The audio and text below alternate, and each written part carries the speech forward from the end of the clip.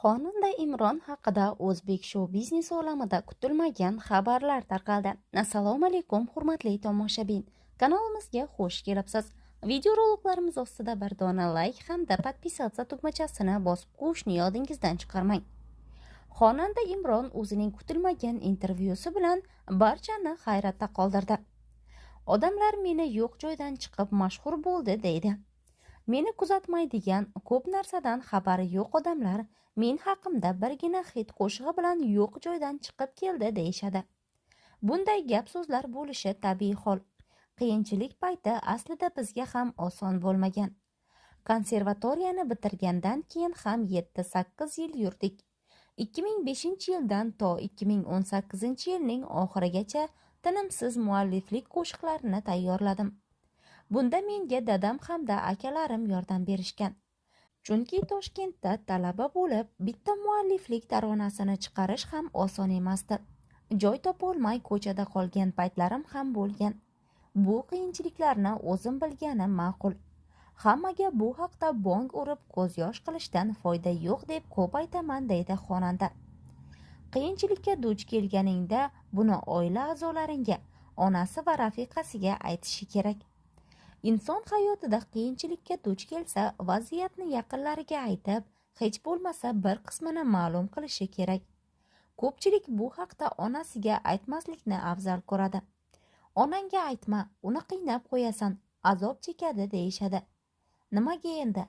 Xudoga hammasi oson-ku. Qaytaga onangiz ahvolingizni bilsa, siz uchun yanada ko'proq duo qiladi.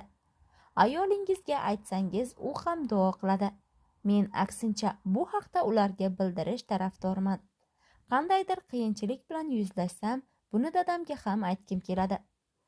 Inson baribir yaqinlariga hol-ahvol, vaziyat haqida gapirib turishi kerak. Bir kuni bir voqea bo'ldi. 6-7 kishi davrasida gaplashib o'tirgandik.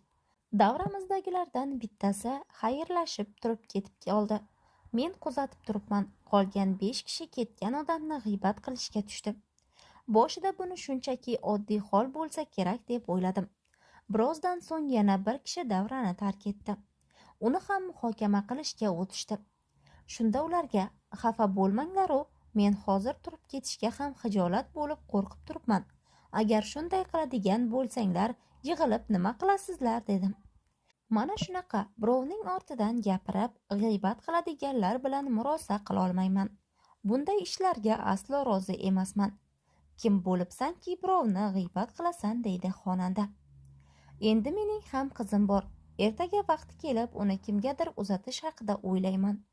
Xuddi shunday ayolim ham kimningdir qizi. Ba'zan kech bo'lishiga qaramay, ayolimga biror ish buyursam, og'rinmasdan ortig'i bilan bajarib qo'yadi. Buning uchun unga rahmat aytaman. Yana bir narsa bor. Ko'pchilik mendan qizingiz uchun o'zingizga o'xshaydigan kuyov xohlarmidingiz deb so'raydi. Bu savolga ko'pchilik yo'q deb javob beradi. Men esa xohlayman deyman. Yaqinlarim yaxshi ko'rishini amalda ko'rsatish, uni aytishdan ko'ra yaxshiroq. Erkak kishi yaqinlariga nisbatan sizni yaxshi ko'raman deb ayta olmasligi mumkin. Bu odat menda ham bor.